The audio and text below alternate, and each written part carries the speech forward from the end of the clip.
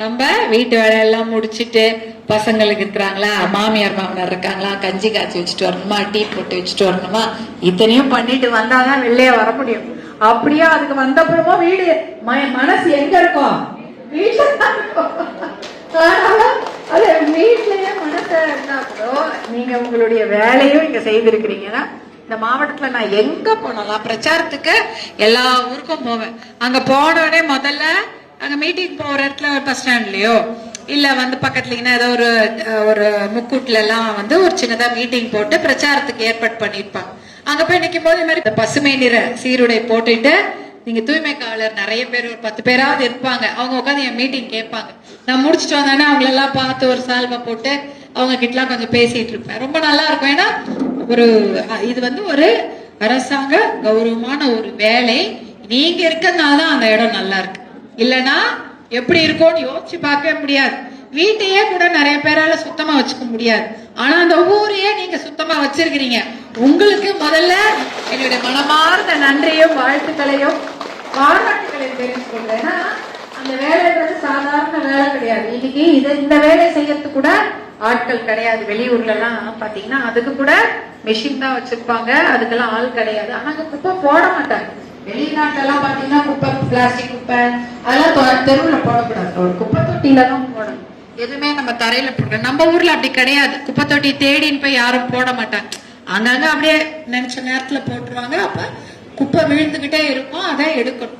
அதனால அந்த வேலையை தொடர்ந்து காலையில 7 to 8 தான் பண்ண முடியும். இல்லை, எல்லா நேரமும் நடந்துட்டு இருக்கும். குப்பை இருந்துகிட்டே இருக்கும். அதை நீங்க சுத்தம் பண்ணிட்டே இருக்கணும். அந்த ஊரை தூய்மையாக வைத்திருக்கக்கூடிய உங்க தூய்மை காவலருக்கு எங்களுடைய மனமார்ந்த நன்றிகள். முதல்ல தேங்க்யூ. அதுதான் நம்ம சொல்லணும். ஏன்னா ஊரை பார்க்கும்போது அழகா இருக்கும். ஏன்னா நீங்க அது உங்களாலதான். வேற என்ன இருக்கு? இங்க பெரிய அருவி இருக்கு, நீர்வீழ்ச்சி இருக்குது, மழை இருக்குது, பசுமையா இருக்கெல்லாம் ஒண்ணும் சொல்ல முடியாது. ஏன்னா நம்ம ஊர்ல காஞ்சி போய் தான் இருக்குது. ஒண்ணும் பெருசா இருக்கா, தண்ணி கூட கிடையாது.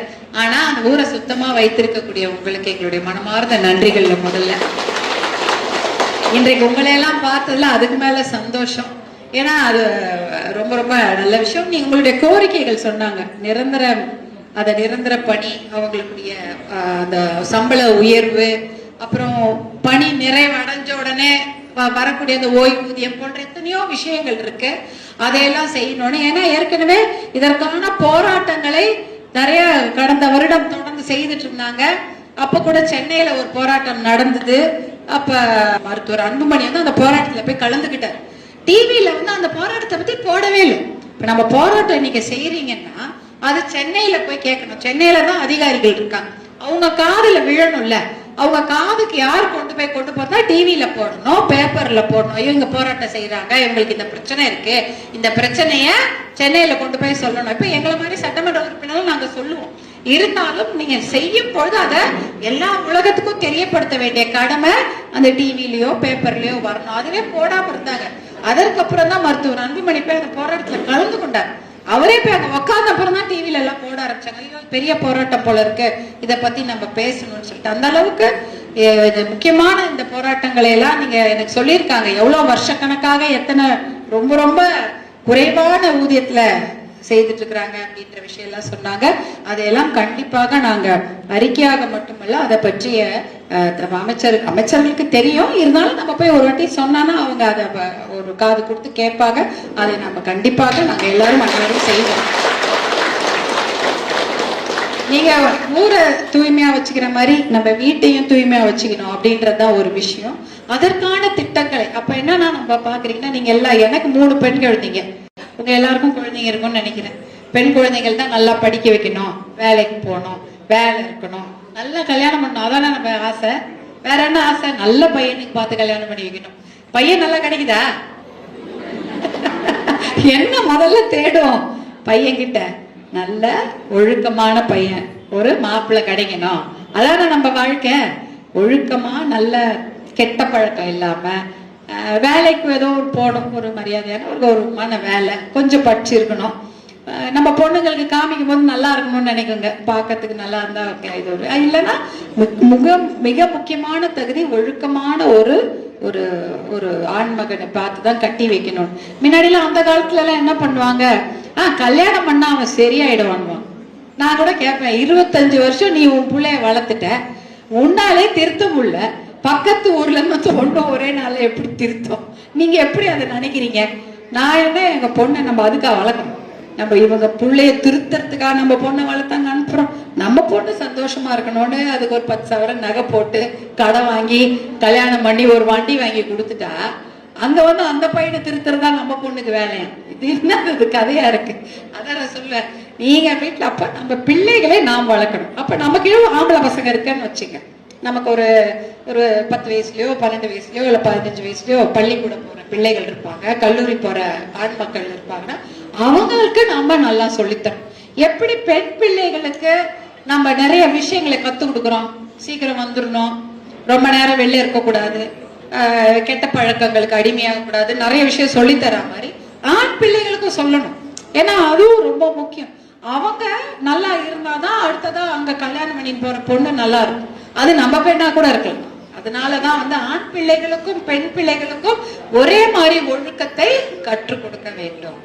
தப்பு பண்ணக்கூடாது, வீட்டுக்கு ஒழுங்கா வந்துடணும், நல்லா படிக்கணும், ஒழுக்கமாக இருக்கணும். இந்த விஷயத்தெல்லாம் நீங்க மகளிராகிய நீங்கள் வந்து எடுத்து சொல்லுங்க. நீங்க உங்க கண்டிப்பா சொல்லுவீங்க தான். ஏன்னா நண்பர்கள் குழு இருக்குது பாருங்க, அது ரொம்ப இன்னைக்கு வந்து ரொம்ப முக்கியமான விஷயம். நம்ம வேலைக்கு போறோம், நம்ம பசங்க கிட்ட ரொம்ப பேச முடியாது, டைம் இல்லை. பேசும்பொழுது நம்ம சில விஷயங்கள்லாம் சொல்றோம். நம்ம ரொம்ப ஸ்ட்ரிக்டா இருந்தோம்னு வச்சுங்களேன், அவங்க நம்ம கிட்ட பேசவே மாட்டாங்க. ரொம்ப ஜாலியா இருந்தோம்னு வச்சுங்க, நம்மள மதிக்கவே மாட்டாங்க. ரெண்டுமே நடக்குமா? ரொம்ப சாதாரணமா இருந்தானா அம்மாக்கு என்ன தெரியும், ஒண்ணுமே தெரியாது அப்படின்னு. ரொம்ப கடிபிடி பண்ணா ஐயோ இது நம்ம கிட்ட உண்மையை சொல்லக்கூடாது, ஏதாவது திட்டு ஊட்டிப்பாங்க. அதுக்கு ஏற்ற மாதிரி நீங்க நடந்துக்கணும். அப்படி இருந்தாதான் பெண் பிள்ளைகளையும் நம்மளால நல்லா வளர்க்க முடியும், ஆண் பிள்ளைகளையும் அதுக்கு ஏற்ற மாதிரி வளர்க்க முடியும். ஒழுக்கம் என்பது இருவருக்கும் பொது என்றதை சொல்லி நீங்க சொல்லி கொடுங்க. அம்மாக்கள் சொல்லனா வெளியில யாரும் சொல்லி தரப்போறது இல்லை. யாரா சொல்லி தர போறாங்களா? யாரும் சொல்ற மாதிரி டீச்சர் இருக்காங்க, அவங்களுக்கு பாடம் நடத்துறதுக்கே டைம் கிடையாது. பள்ளிக்கூட பாடம் நடத்துவதற்கே வாத்தியாருக்கு நேரம் இல்லை, அவ்வளோ புக்கு. பாவம், அவங்களால வாத்தியாரனால அதுக்கு டைம் கிடையாது. அதனால ஒழுக்கத்தை சொல்லி கொடுக்க வேண்டியது நம்மை போன்ற மகளிர் தான். அப்பாங்களும் சொல்லி கொடுக்கலாம்.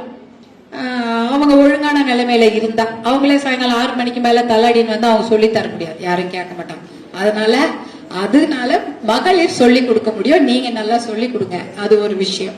அதே போல பெண்களுக்கு தைரியத்தை ஊட்டி வளருங்க. நான் தருமபுரி மாவட்டத்தை பார்க்கும் போதெல்லாம் பெண் பிள்ளைகள் நல்ல தைரியமா இருக்காங்க, நல்லா படிக்கிறாங்க, நல்ல கண்டிப்பா பட்டதாரி ஆயிடுறாங்க. ஆனா வேலை கிடைக்கல, அது ஒரு பிரச்சனை இருக்கு. இந்த பகுதியில வேலை கிடைச்சா பெண் பிள்ளைகள் நல்லா வேலை செஞ்சு அவங்களுக்குன்னு ஒரு சுயமா அவங்க காலில் நிற்பாங்க. அதனால பெண் பிள்ளைகளுக்கும் நிறைய தைரியத்தை கொடுத்து தன்னம்பிக்கையை கொடுத்து அவங்களை நம்ம வளர்க்க வேண்டும். கூட படிக்கிற பசங்களால பிரச்சனை இருக்கலாம், இல்ல ஏதாவது வேற யாராவது அவங்க பெரியவங்க யாராவது பசங்களுக்கு பிரச்சனை கொடுக்கலாம். இந்த மாதிரி விஷயங்களை நீங்க அவங்க கிட்ட உட்கார்ந்து கேளுங்க. கேட்டு நீங்க கேக்குறீங்க, அவங்கள நீங்க நம்புறீங்கன்னாலே பசங்க தைரியமா நம்ம கிட்ட பேசுவாங்க. அதனால தாய்மார்கள் பிள்ளைகளுக்கு தைரியத்தை ஊட்டி வளர்க்க வேண்டும். அதே சமயம் எதுவா இருந்தாலும் அம்மா நான் உன்னோட இருக்கிறேன் அப்படின்றத அவங்களுக்கு நீங்க சொல்லுங்க. அவங்க ஏதாவது ஒரு சின்ன பிரச்சனைனாலும் காது கொடுத்து கேளுங்க. அதே சமயம் ஒழுக்கம் என்றால் 2 பேருக்கும் பொது என்று சொல்லி வளருங்க. அதே சமயம் உங்களுடைய பணிகளை நீங்க எவ்வளவு சிறப்பா செய்றீங்களோ வீட்லயும் அதே போல நீங்க சிறப்பா தான் செய்வீங்க, எனக்கு நல்லா தெரியும். உங்களை பார்த்ததில் மிகுந்த மகிழ்ச்சி. உங்கள் கோரிக்கைகளை கண்டிப்பாக நாங்கள் எடுத்து செல்வோம் என்று கூறிக்கொண்டு உங்களிடமிருந்து விடைபெறுகிறேன். மேடையில் அமர்ந்திருக்கும் அத்தனை பெரியவங்களுக்கு என்னுடைய மனமார்ந்த நன்றிகள். நன்றி, வணக்கம்.